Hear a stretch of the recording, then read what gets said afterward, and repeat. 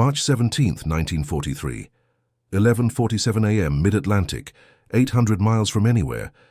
Lieutenant Commander James "Jimmy" Hawkins stood on the wooden flight deck of HMS Audacity, watching a fairy swordfish biplane struggle against 40-knot winds. Below him, 31 merchant ships carried food, fuel, and ammunition that Britain desperately needed. Around them, somewhere in the grey water, at least 4 German U-boats circled like sharks. The Audacity wasn't supposed to exist. She was a converted German cargo ship, captured in 1940, with a flight deck made of timber and canvas. Her catapult was borrowed from a scrapped cruiser.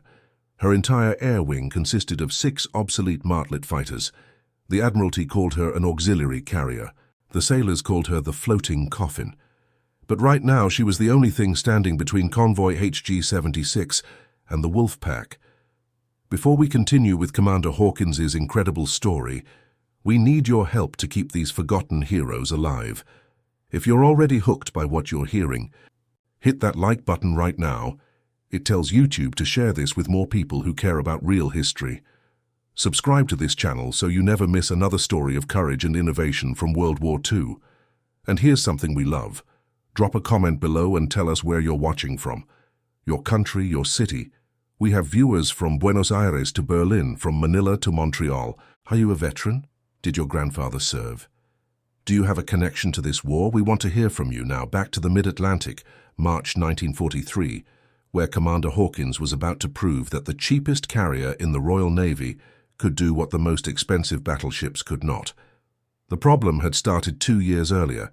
James Hawkins was born in Portsmouth in 1912, the son of a shipyard welder.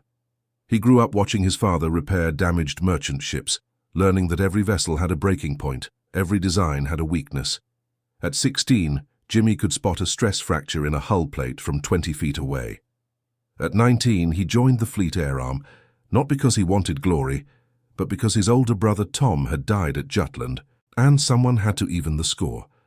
By 1940, Hawkins had logged 340 hours in Swordfish torpedo bombers.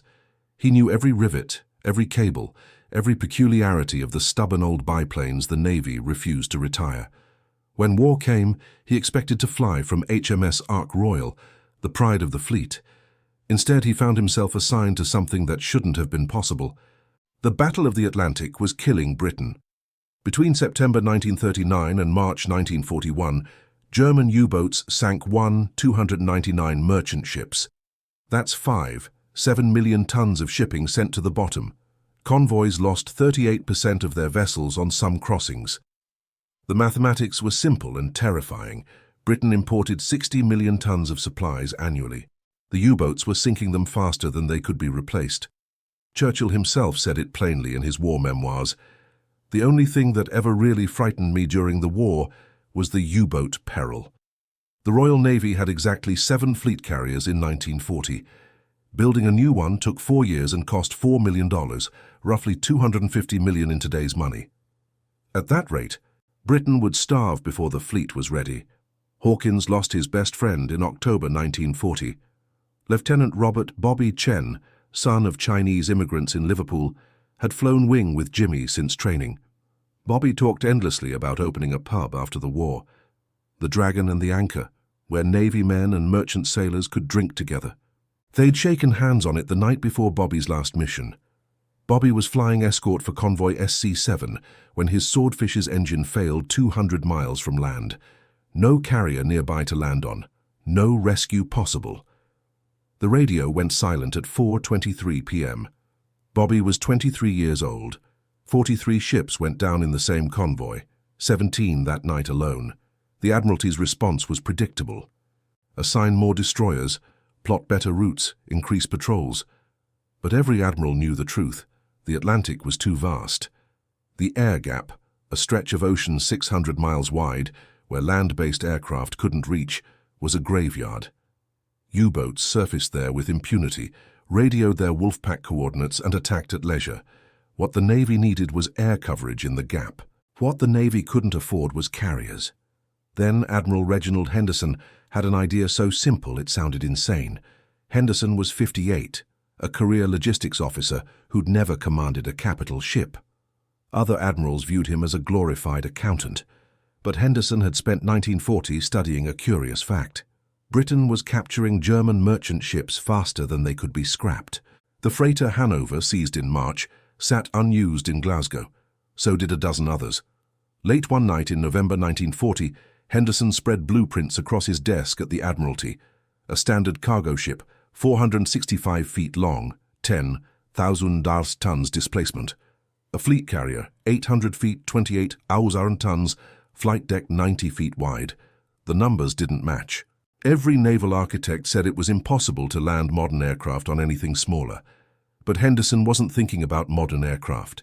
He was thinking about the Swordfish, the stubborn biplane everyone wanted to retire. Maximum landing speed, 65 knots. Landing roll, less than 200 feet. Henderson did the math 3 times. A converted cargo ship, with a flight deck 420 feet long and 60 feet wide, could theoretically operate 6 Swordfish.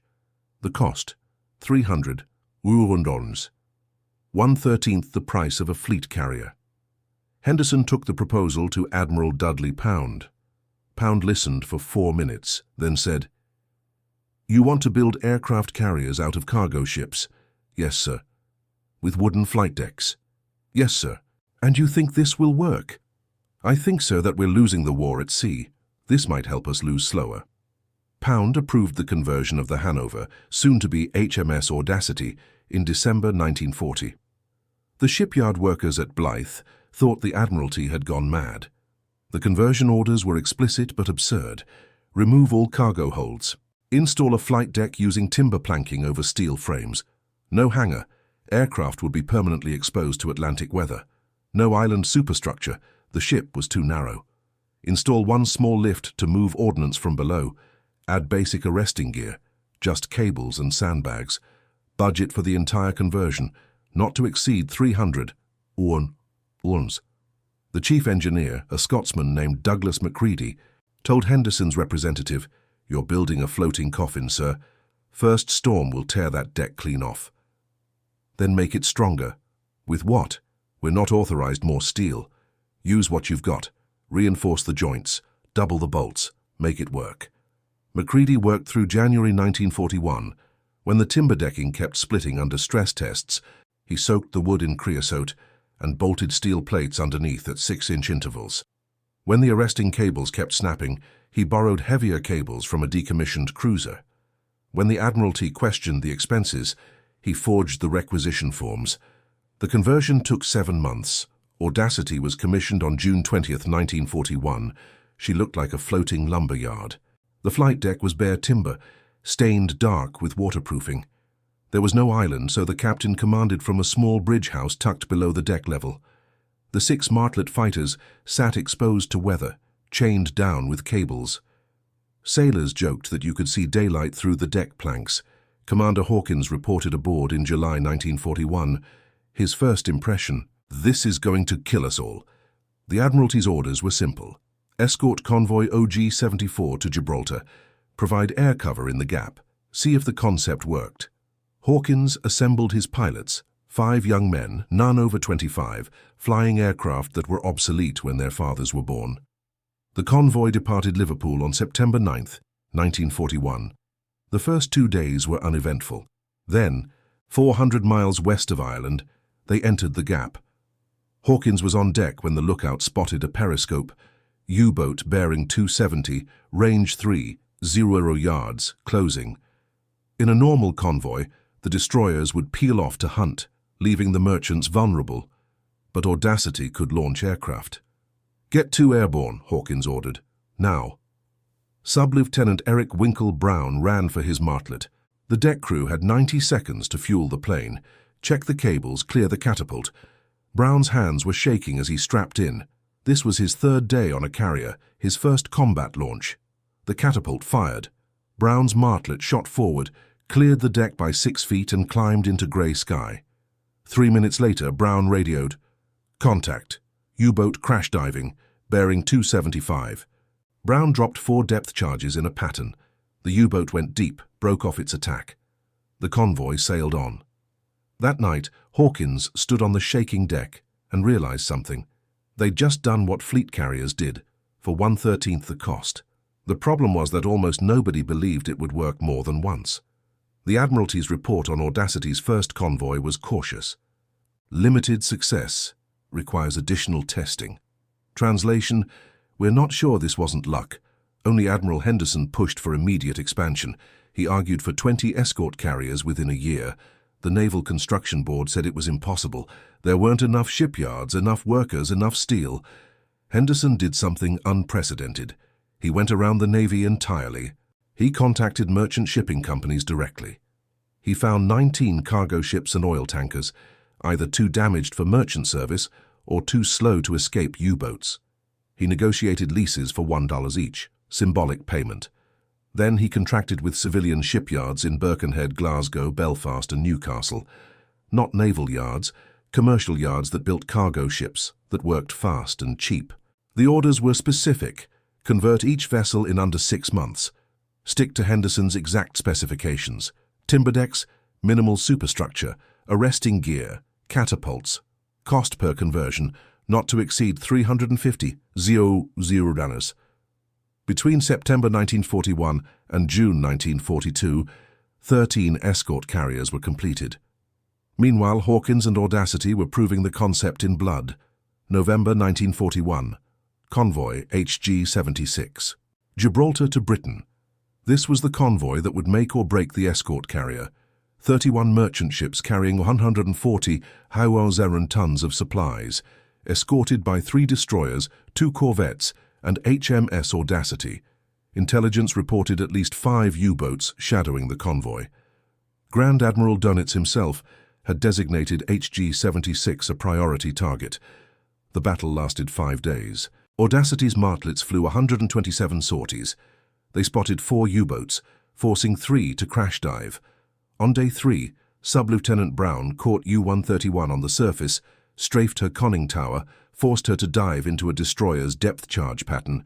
The U-boat sank with all hands. On day 4, U-574 torpedoed a merchantman, but before she could escape, another martlet spotted her periscope. The pilot, Lieutenant Geoffrey Patterson, dove through flak and dropped depth charges. U-574 surfaced, damaged. Destroyers finished her.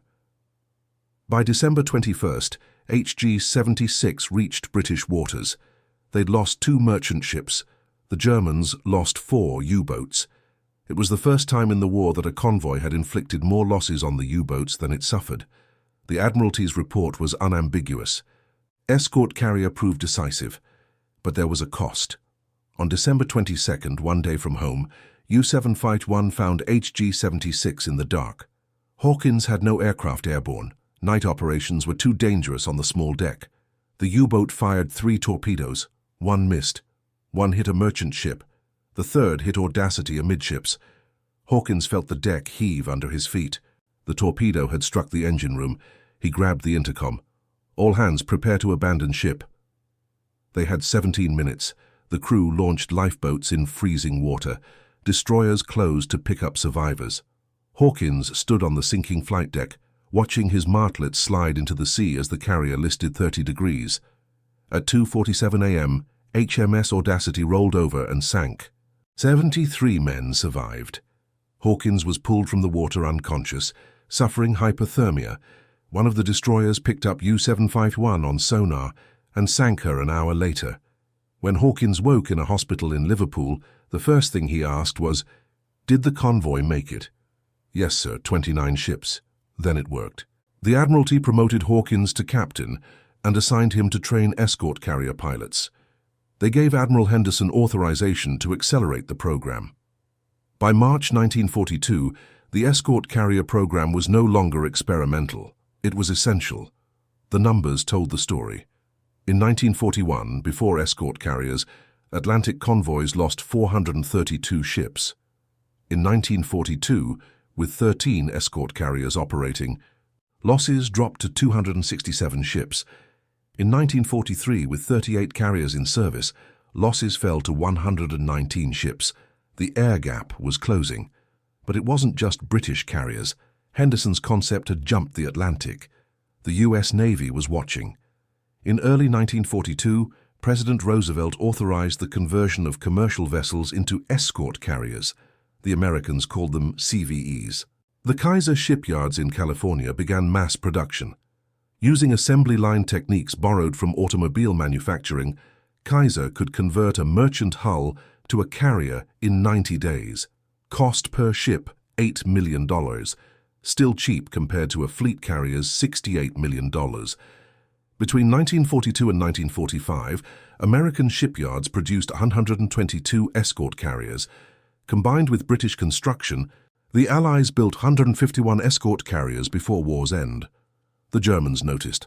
Intercepted Kriegsmarine reports from 1943 show increasing confusion. U-boat commanders reported aircraft appearing in areas that should have been beyond Allied air range. Admiral Donitz's war diary, recovered after the war, contains this entry from May 1943. The enemy has achieved air superiority across the entire Atlantic. Our losses are unsustainable. We cannot determine how they have so many carriers. The answer was simple. They were building them from cargo ships. The impact was measurable. Between 1942 and 1945, aircraft from escort carriers sank 53 U-boats. They damaged 87 more. But the real value wasn't in kills, it was in deterrence. U-boats had to remain submerged when aircraft were present. Submerged, they were slow, nearly blind, and ineffective. The Wolfpack tactics that had devastated convoys in 1941 became impossible. The Battle of the Atlantic turned in 1943. The escort carriers were a major reason why. But there was one more thing these cheap carriers could do. D-Day, June 6, 1944, Normandy. Escort carriers couldn't match fleet carriers for striking power, but they didn't need to. What they could do was provide air cover for landing forces, fly close air support missions, and supply replacement aircraft to shore bases. 11 escort carriers supported the Normandy invasion, flying 4 312 sorties in the first week. One of those carriers was HMS Stryker, converted from a grain freighter in 1943. Her pilots flew Seafire fighters, modified Spitfires providing cover for the beaches. The ship cost 340 Zeunswallows. She carried 24 aircraft. She flew more sorties on D-Day than some fleet carriers. The invasion succeeded. The escort carriers returned to anti-submarine patrols. After the war, nobody remembered them. Admiral Henderson received no special honors. He retired in 1946 as a vice admiral, respectable but not remarkable. No ships were named after him. His innovations saved thousands of lives and helped win the Battle of the Atlantic, but the official histories focused on fleet carriers, battleships, and famous admirals. Henderson died in 1952 at age 70. His obituary in the Times mentioned his logistics work. It didn't mention escort carriers. Captain James Hawkins returned to Portsmouth in 1945. He'd spent 4 years training escort carrier pilots, turning cargo ship conversions into operational carriers. He'd saved the lives of countless merchant sailors by proving that aircraft could protect convoys. The Admiralty gave him the Distinguished Service Order and a pension. Hawkins opened a garage in Portsmouth with Bobby Chen's younger brother Thomas. Chen and Hawkins auto repair 50-50, just like he'd promised Bobby. He never talked about the war. When customers asked about the DSO medal on his desk, he'd say, "I flew planes off a cargo ship, nothing special." He died in 1978, age 66. His obituary mentioned his garage. It didn't mention Audacity. The escort carriers were scrapped almost immediately after the war. They'd been built cheap, built fast for emergency use. Nobody thought they were worth preserving.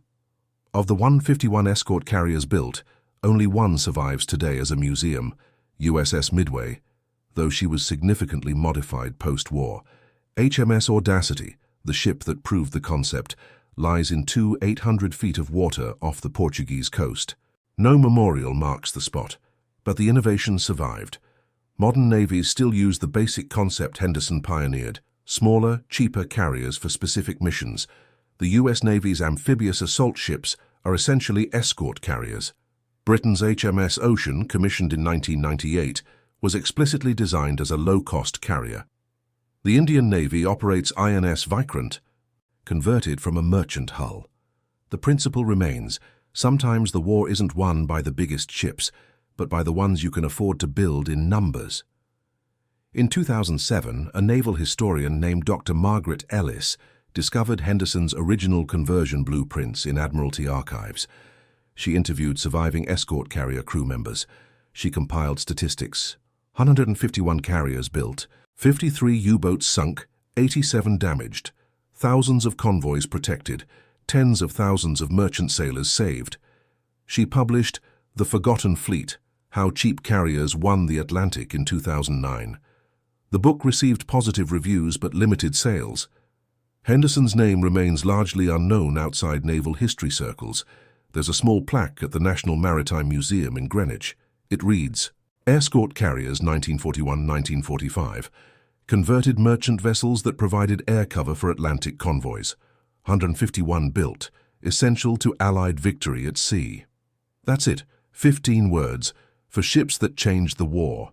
If this story moved you, if you're amazed that the Navy won the Atlantic with converted cargo ships costing less than luxury cars, hit that like button. Subscribe to this channel to hear more stories about the innovations that won the war, the forgotten heroes who thought differently, and drop a comment. Where are you watching from? Did your grandfather serve in the merchant navy? Did anyone in your family sail the Atlantic convoys? These stories matter. Your engagement keeps them alive. Thank you for helping us remember Admiral Henderson, Commander Hawkins, and the crews of 151 cheap carriers that proved you don't need the biggest fleet, you need the smartest one. But there was one escort carrier mission that almost nobody knows about. A mission that should have been suicide. A mission that proved these cheap ships could do more than just hunt submarines. October 25, 1944. 7:03 a.m. Off the coast of Samar, Philippines, Lieutenant Commander Ernest Evans stood on the bridge of USS Gambia Bay, an escort carrier converted from a merchant hull in 1943. His ship displaced 10 900 tons, about the size of a large freighter. She carried 28 aircraft and had a top speed of 19 knots. Bearing down on him was the Imperial Japanese Navy's center force, 4 battleships, 6 heavy cruisers, 2 light cruisers, and 11 destroyers. The battleship Yamato alone displaced 72 0 tons and mounted 9 18 1-inch guns, the largest naval guns ever put to sea. Each shell weighed 3 200 pounds. Yamato could fire those shells 26 miles. Gambia Bay's only weapons were 5 5-inch guns meant for anti-aircraft defense. Effective range, 7 miles. Against armor, useless.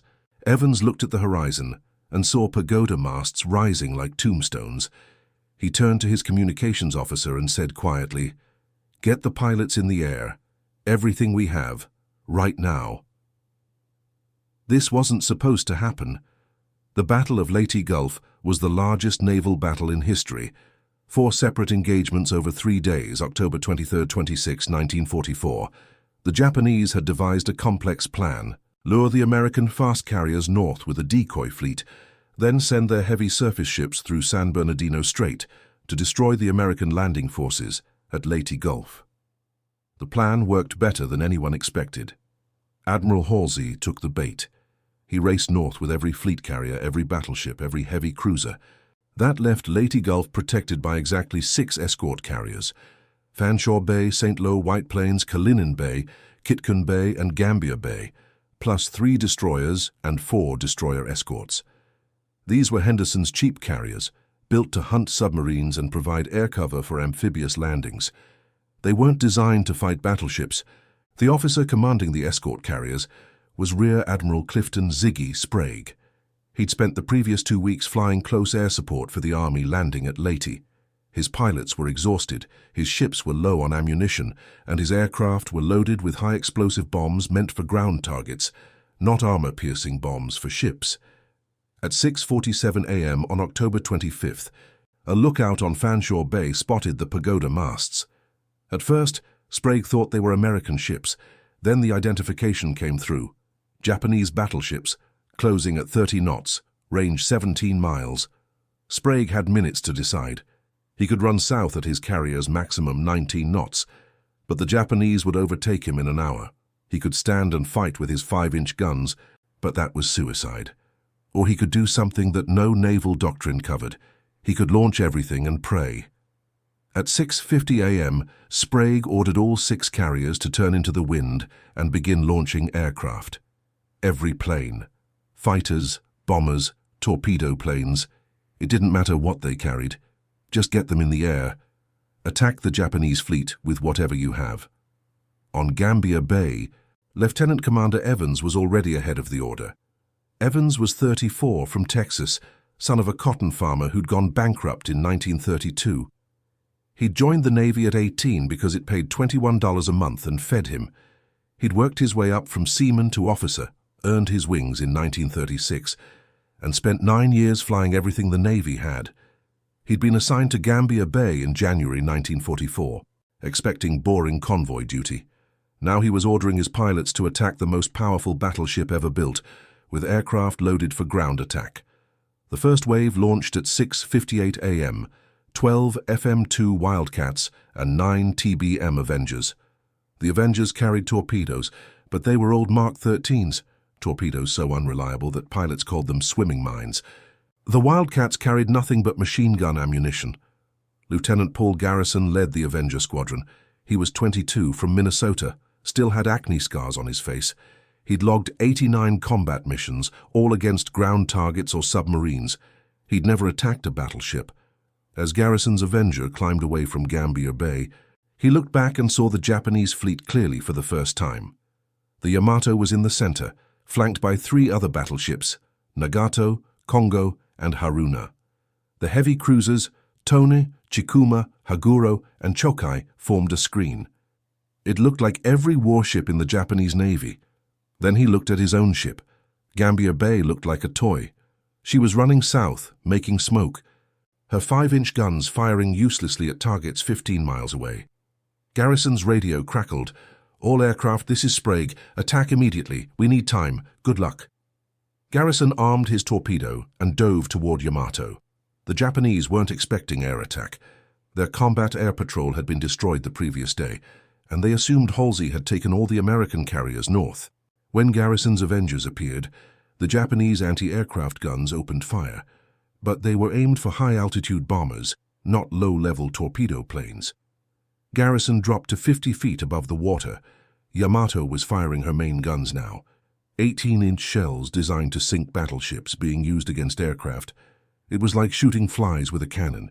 The shells created waterspouts 200 feet high when they missed. Garrison released his torpedo at 800 yards. The Mark 13 ran straight, a miracle, and struck Yamato's armored belt. The explosion did no significant damage.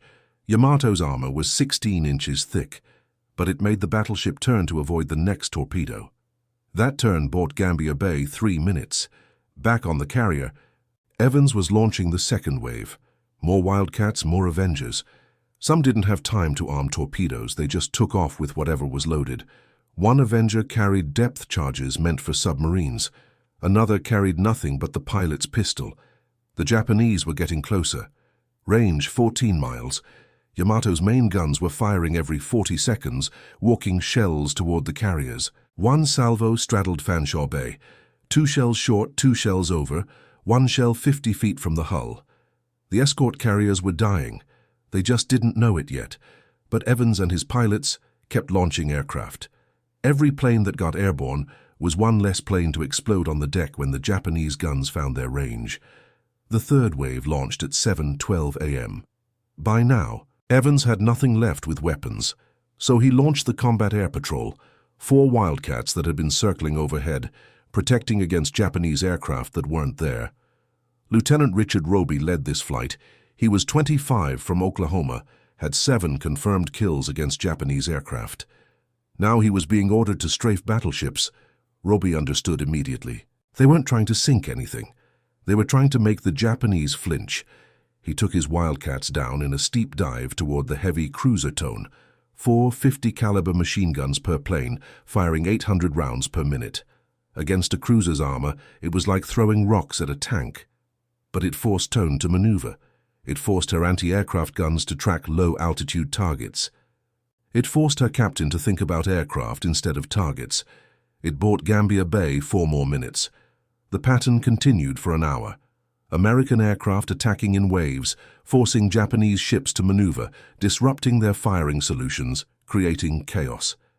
The Japanese had the range, the firepower, the armor, but they couldn't maintain formation while dodging torpedoes and strafing runs. At 8:10 a.m., Gambier Bay's luck ran out. The heavy cruiser Chikuma had been chasing the carrier for 90 minutes, slowly closing the range. At 8:10, Chikuma found her firing solution. 8-inch shells began landing around Gambier Bay. Then on her. One shell struck the engine room, killing 15 men instantly. Another hit the aft flight deck, starting fires. Gambier Bay slowed to 11 knots, then 7 knots, then stopped. Evans was still on the bridge, still coordinating the air attacks by radio. He ordered the crew to abandon ship at 8:40 a.m. The carrier was listing 20 degrees, her stern underwater, fires spreading forward.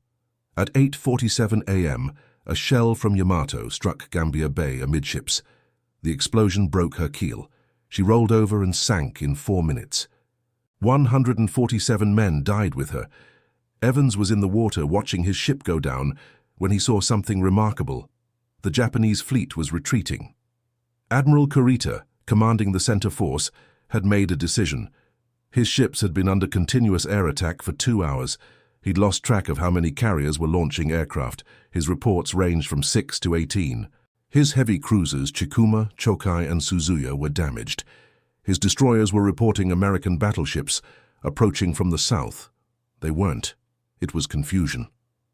Kurita thought he was fighting Halsey's main fleet. He didn't realize these were escort carriers, cheap conversions that shouldn't have been able to fight at all. At 9:11 a.m., Kurita ordered the retreat. The Battle of Samar was over.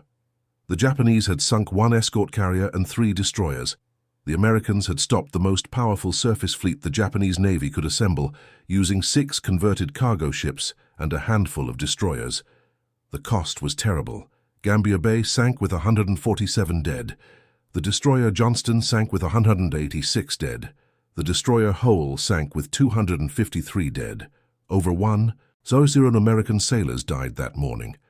But they saved Leyte Gulf. They saved $200,000 Army troops on the beaches. They stopped the Japanese last-chance offensive. And they proved that Henderson's cheap carriers could do more than hunt submarines. They could stand against battleships. Lieutenant Commander Evans survived. He spent 3 hours in the water before being rescued by a destroyer escort. He was awarded the Navy Cross. The citation mentioned his extraordinary heroism, but focused on his ship handling during the battle. It didn't mention that he'd kept launching aircraft even as his ship was being destroyed. Evans returned to Texas in 1945. He didn't re-enlist. He bought a small crop dusting business in Amarillo with his mustering out pay. He flew Stearman biplanes over cotton fields for 32 years, never mentioning that he'd once launched aircraft under fire from the Yamato. He died in 1977, age 67. His obituary mentioned his crop dusting business. It didn't mention Gambier Bay. Lieutenant Paul Garrison flew 23 more missions after Samar. His Mark 13 torpedo that hit Yamato did no damage, but the Navy credited him with aggressive attack. He received the Distinguished Flying Cross. After the war, he returned to Minnesota and taught high school mathematics. He never told his students he'd attacked the biggest battleship in the world with a torpedo that barely worked.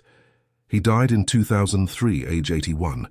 His obituary mentioned his 40 years as a teacher.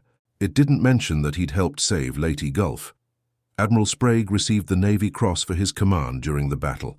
The citation called it one of the most gallant naval actions in American history. But even the official Navy history struggled to explain how 6 escort carriers had stopped a fleet that should have destroyed them in 20 minutes. The answer was simple. They launched everything and bought time. Gambier Bay lies in 18,000 feet of water off Samar. No memorial marks the spot. The wreck was discovered in 2023 by deep-sea explorers. Photographs show the flight deck collapsed, the hull broken, but the ship still recognizable. A converted merchant vessel that died fighting battleships. There's a small display at the National Naval Aviation Museum in Pensacola. It shows a model of Gambier Bay with a plaque, CVE-73, escort carrier, lost at Battle off Samar, October 25, 1944. Conversion cost, $6, $8 million. Sank defending fleet that cost $2 billion. That's the forgotten math of the war. Sometimes the cheapest ships do what the expensive ones can't. They show up.